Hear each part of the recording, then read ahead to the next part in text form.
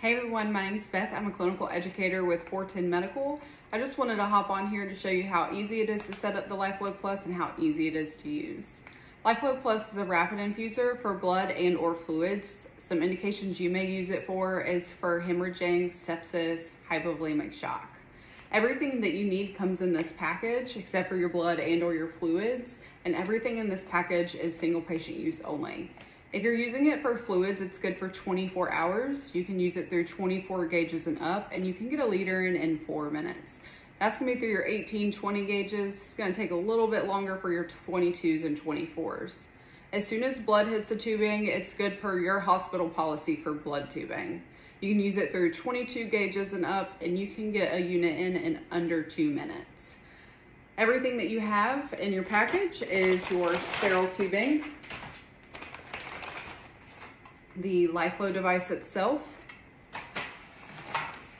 a 4-step quick start guide with pictures on how to set it up, along with some troubleshooting tidbits on the back,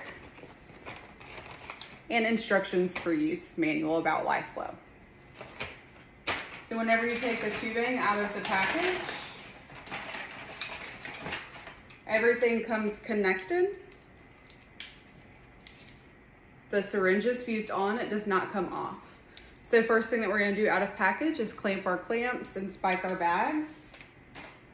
If you're using this for blood products, you can use it with PRBCs, FFP, and whole blood. And once you've gotten it primed with your saline, you can hang a bag of PRBCs and a bag of FFP up and run them simultaneously if you want to. 2 bags of whole blood. Just remember that if you have any fluids going along with it, that it's not LR with blood products. Along with peripheral IVs, you can also use the LifeFlow Plus through power-rated ports, picks, and CVLs. So once we've gotten our bag spiked, we can now prime it. So it doesn't free flow, we're gonna do the work for it. So I'm gonna unclamp the saline, and we're gonna squeeze the air check chamber. It's not like a drip chamber on your primary line. You want it to be completely full. You also want your blood filter to be completely full as well. Oftentimes out of new packaging, this ball will suction down here to the bottom. You want the ball to always be floating for the fluids to go the rest of the way through your line. So you're just gonna squeeze right where it says release for the ball to float. So once we have all that done, we can put the syringe into the device. The styrofoam is just packaging, you can toss that. There's 2 indentions on the side of the canopy that you're gonna squeeze and lift. As long as you don't release your handle straight out of packaging, the syringe will fit in here perfectly. It is a closed system for contamination purposes. The syringe should go in here one way. There's seatings for the tubing right here. Black numbers go up. The white part of the flange sits into the blue seat like this. And now we can close our canopy and finish priming. You're gonna hold the device up at an angle to make sure you get all the air out of the syringe. Give it 2 to 3 good squeezes. And now we can hook it up to our patient and confirm patency and begin infusing our blood. So we can clamp our saline, unclamp the blood, and now we're infusing our blood. Each squeeze is 10 mLs. You wanna make sure that you're pushing it all the way down and letting it fully recoil with each squeeze. Especially if you have a peds patient, you are given that 20 per kilo, you wanna make sure that you're adequately accounting for the right amount of fluids that you're giving them. Okay.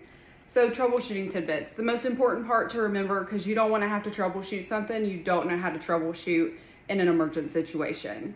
So blood bags come to us with just a pocket of air in them, and whenever the blood bag runs dry, which is easy, it takes 2 minutes to get it in, it's going to cause what's called a vacuum of it.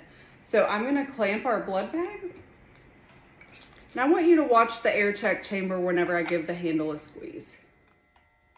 It vacuums shut like so.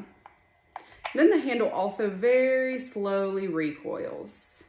Now blood is much more viscous than what I have going through here right now, so you're gonna feel a much more significant change in your handle. It's a very tactile device. So if at any point that you're feeling any difference at all, you're meeting resistance, it's slowly recoiling, not recoiling at all, you wanna stop and obviously make sure that your line is okay, but otherwise make sure you have fluids in your bag, make sure you're unclamped, make sure you're not vacuumed, and make sure that ball is floating.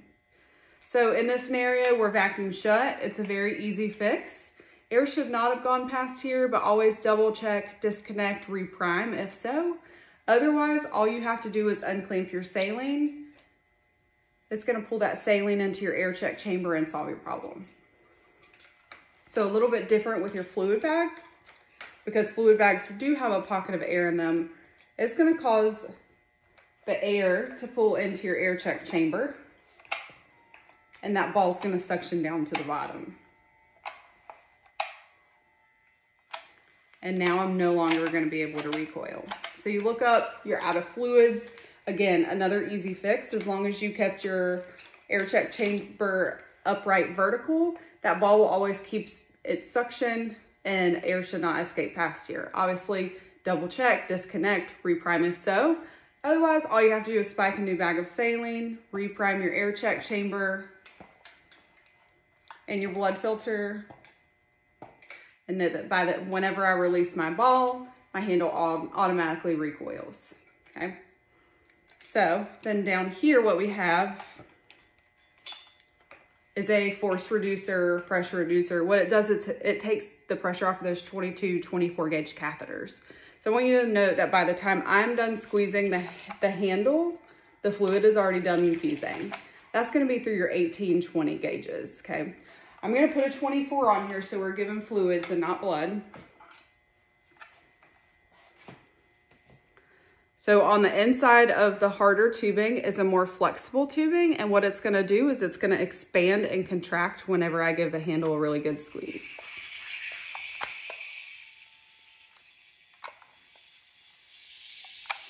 It also provides a continuous flow of fluids through that 24 gauge catheter. It is a little bit harder to squeeze your handle, so it's just important to know to go slow to flow. So give it a squeeze, wait a second. Give it a squeeze, wait a second. Like I said, it's very tactile, so if you're meeting all of that resistance, it's telling you to slow down. This handle's actually meant to break off if you're applying too much pressure, so always keep that in the back of your mind. We also have a Y port down here. You can use it just as you would any other Y port. Just make sure you take any syringes or tubing off of it before you use the LifeFlow device so that it doesn't backflow into that. But that's it for the LifeFlow Plus. If y'all have any questions, just let us know.